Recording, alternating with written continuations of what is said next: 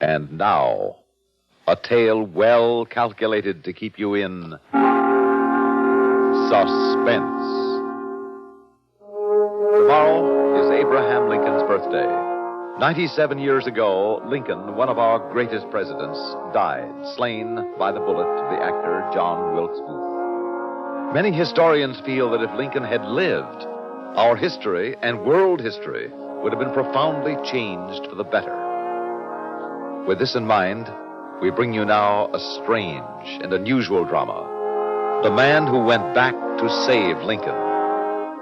This first portion of Suspense is brought to you by Alpine Cigarettes. In a moment, Act One of The Man Who Went Back to Save Lincoln, starring Court Benson as Tom and Ian Martin as the Professor, and written especially for Suspense by Robert Arthur.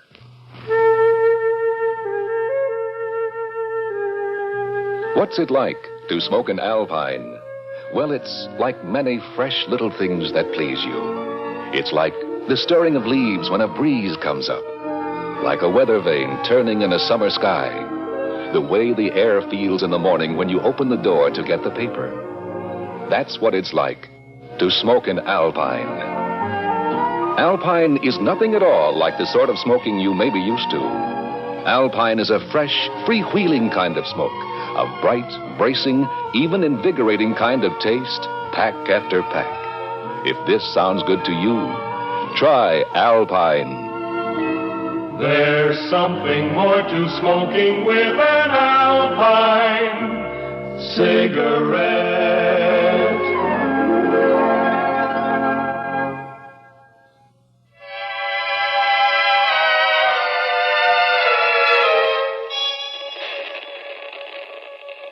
All right, now, Tom, give me the readings on that gauge, please. It's calibrated in years. In years? Right. It says 1914 now. 1913, 1912, 1911, 1910, 1910. It stopped moving. Well, your accumulated tension is too great to overcome, but I'll try greater power.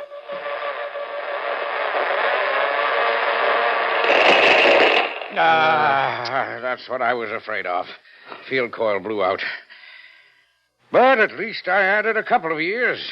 The projective force went all the way back to 1910. That's 52 years. Professor Hodges, what do you intend to call this invention? Oh, well, I could call it, let's see, an electronic compressor for transmitting personality patterns across temporal gap. Time machine would be simpler. Yes, but it wouldn't be accurate. In one sense, a time machine is a total impossibility, believe me. But in another sense, everyone travels in time constantly. I'm not sure I'm following you, Professor Hodges. All right, what happened on your 10th birthday? Well, I had a big party. I got a pony for a present, and I rode him all over the lawn. I can still feel the licking I got for ruining the lawn. Now, you see, you just traveled back 28 years in time. Mentally, of course. Yeah, I did, didn't I? Exactly. Now, suppose I connected this apparatus to you.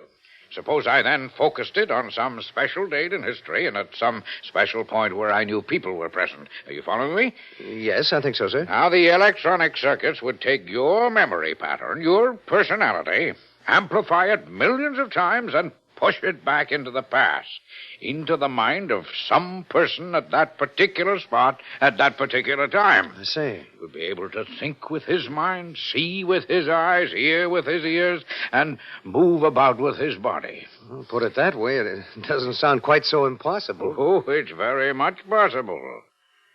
Of course, there are difficulties. I imagine there must be a lot of them. Oh, the technical difficulties can be overcome, but...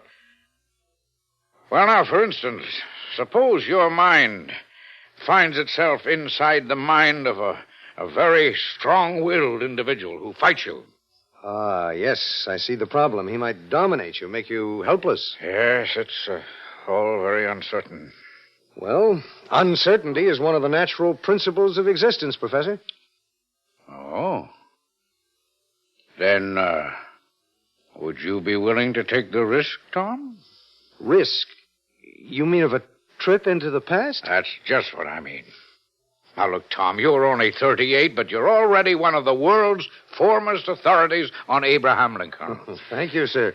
I think I'm pretty well grounded on the subject anyway. I've read your books, and I've followed your career ever since you were one of my students. I know that you believe Abraham Lincoln's death at the hands of John Wilkes Booth in 1865 was one of the great tragic turning points in history. No, it was. If Lincoln had lived, Professor, why, this would be a different world. He would have healed the wounds of the Civil War and left us a great nation decades sooner. We would have been a world power by 1900. We would have had the strength to prevent both world wars. We'd be living in a world so much better that... I'm letting myself get carried away again, speculating about suppose Lincoln had lived. All right, son. Suppose he had lived. I know, but he didn't. Tom, today is February 11th, 1962. Tomorrow is the anniversary of Abraham Lincoln's birth. Now, almost 97 years ago, on April 15th, 1865, Lincoln was assassinated. How would you like to go back across those 97 long years and save Abraham Lincoln's life?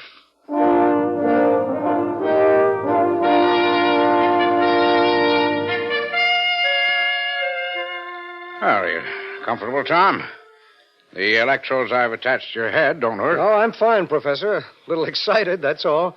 Even though this is just an experimental jaunt.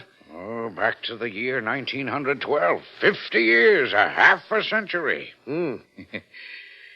Now you see the old public library across the street? Boarded up, deserted, dead. Yes, I used to take books out of there when I was a boy. And so did your father. Yes, he met my mother there. She was a young librarian, and he went in for a book. Well, it's family history. He was so bowled over at meeting her, he forgot the book and left it behind. And he also forgot to sign his name on the library card in the back of the book. Look, Tom, I have it here. Henderson's Life of Lincoln. The same book. And it looks as if no one's taken it out in the last 40 years. No one has. Here's the card. Here's the line where your father should have signed. Perfectly blank. Tom, you are going back 50 years and sign that card that your father forgot to sign. I'm going to enter my father's mind 50 years ago? Exactly. You'll see with his eyes, hear with his ears, and think with his mind. Now remember, you're to change the past. You're to sign that library card. Right, Professor. So, concentrate on the time. Noon, April 10th, 1912. Say it aloud yourself. Noon, April the 10th, 1912. Noon, April the 10th, 1912. Noon.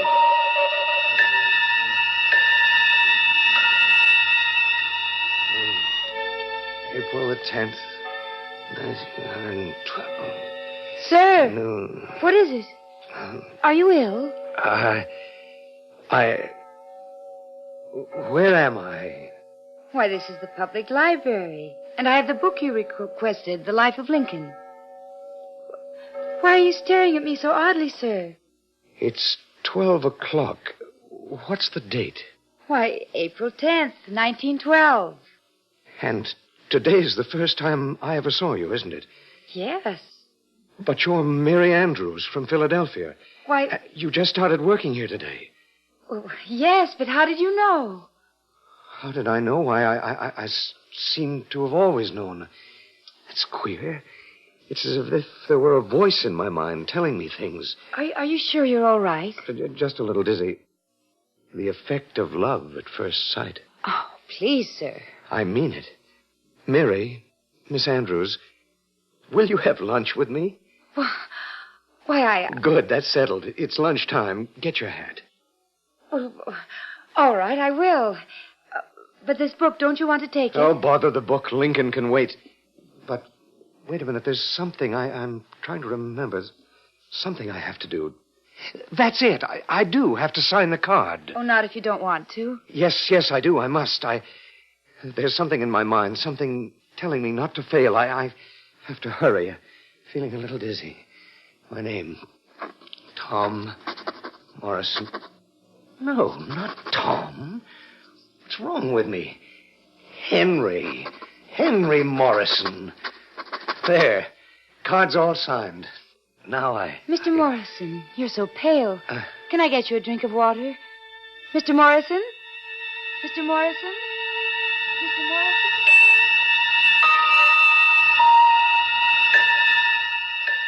Look, Tom, look. The library card.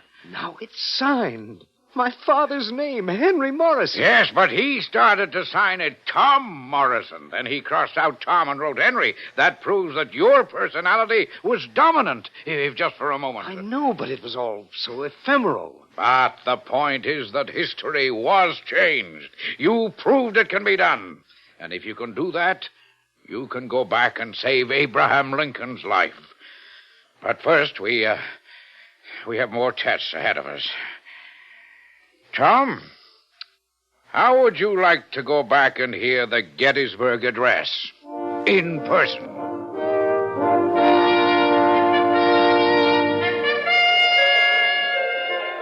Hey, you, take care. You pushed me. Sorry, I felt dizzy. Where am I? This crowd. Are you crazy? You're in Gettysburg, and this crowd has come to hear Lincoln speechify, just as I have, all the way from Washington. Now, be quiet. He's starting. 7 years ago, our forefathers brought forth on this continent a new nation, conceived in liberty and dedicated to the proposition that all men are created equal. Now we're engaged in a great civil war, testing whether that nation or any nation so conceived and so dedicated can long endure. We are met on a great battlefield of that war. We have come to dedicate a portion of that field that those who here gave their lives that this nation might live. It is altogether fitting and proper that we do this. But in another sense, we cannot dedicate... Professor, I saw Lincoln. And I heard him deliver the Gettysburg Address.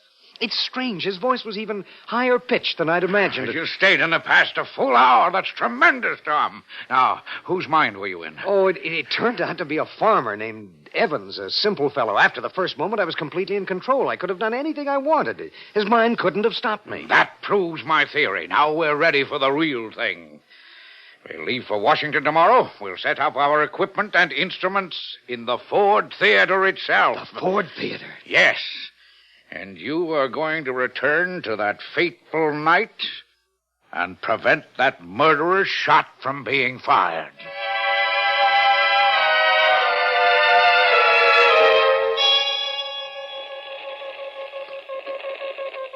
Well, everything seems to be working. I was afraid the trip by truck might have jarred some of the components. How still it is here. How hushed.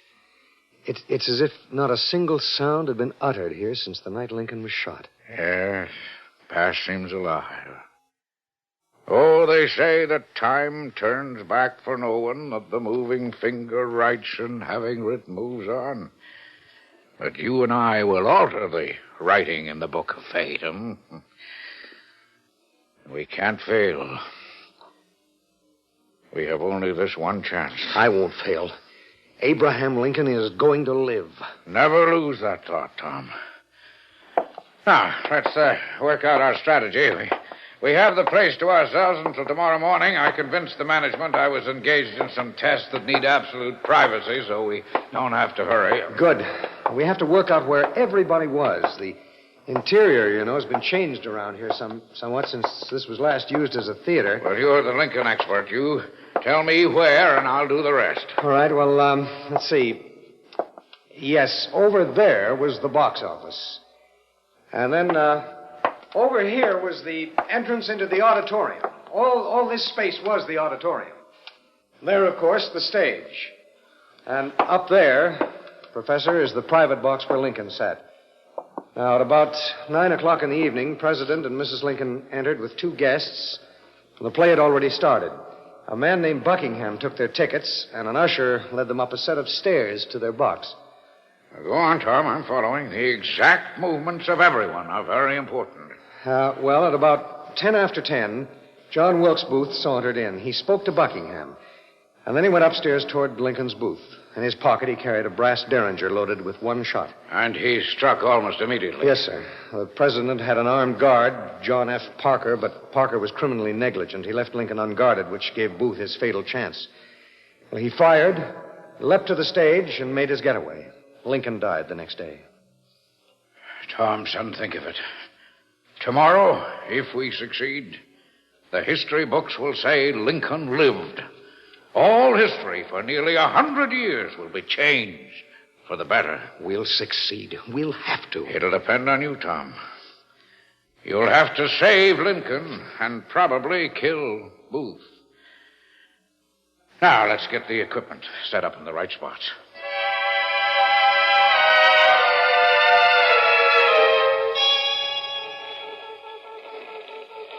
Yeah, everything's working.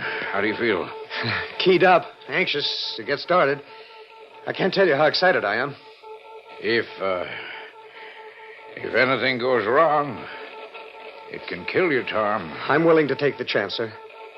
And also, if anything goes wrong, we won't get a second chance. I know. So let's recheck now everything that I'm going to do. First, you plan to send me back into the mind of Buckingham, the ticket taker. Well, he's the logical choice, and I hope we can count on his being a man of no great mental attainments. Success or failure may rest on that. Yes, of course. It'd be fatal if I found myself in the mind of someone strong and determined whom I couldn't control. If that happens, son, do nothing.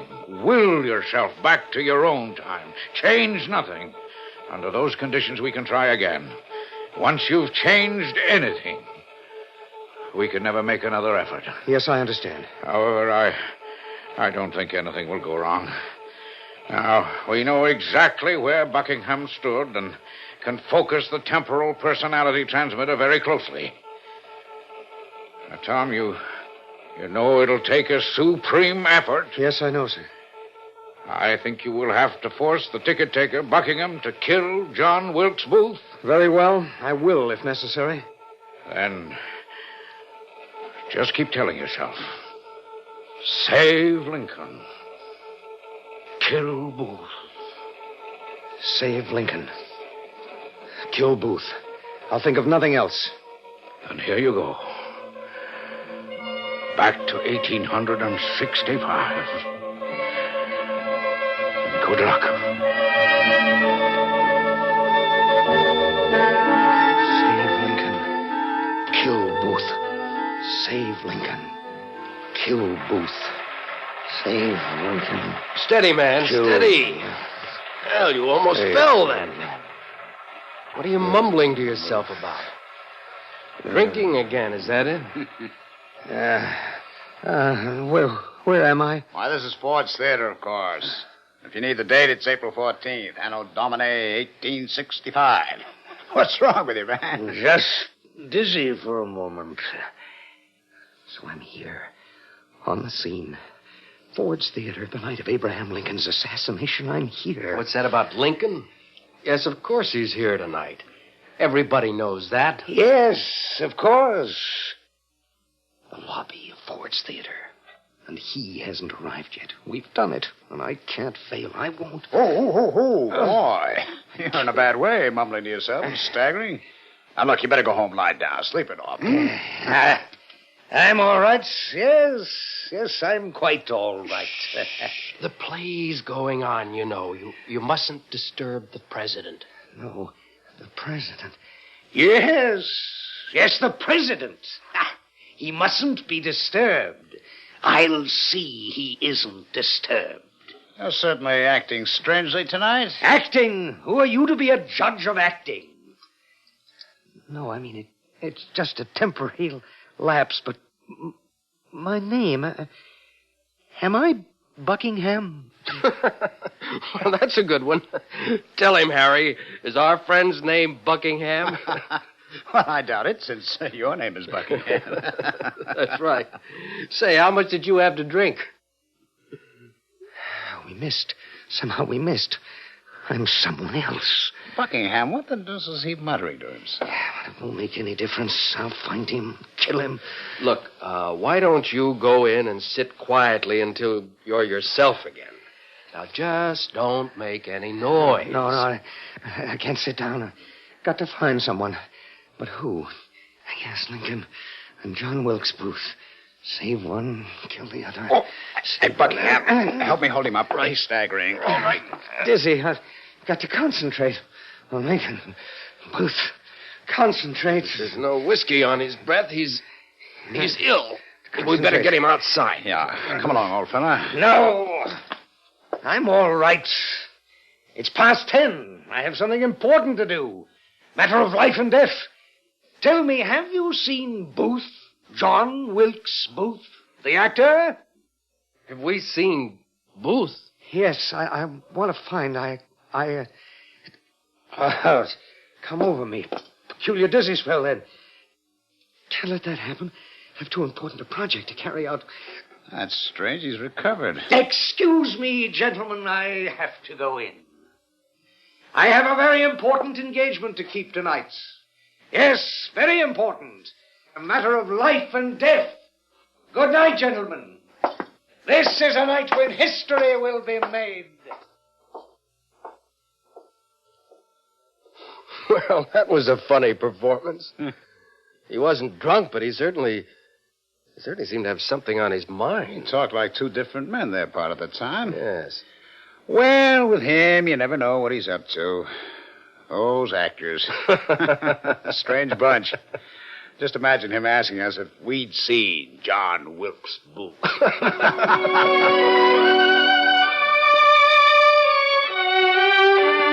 Concentrate.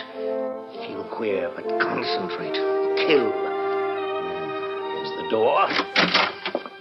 Ah, there you are, Mr. President. What is it, my good fellow? What do you wish? To give you this.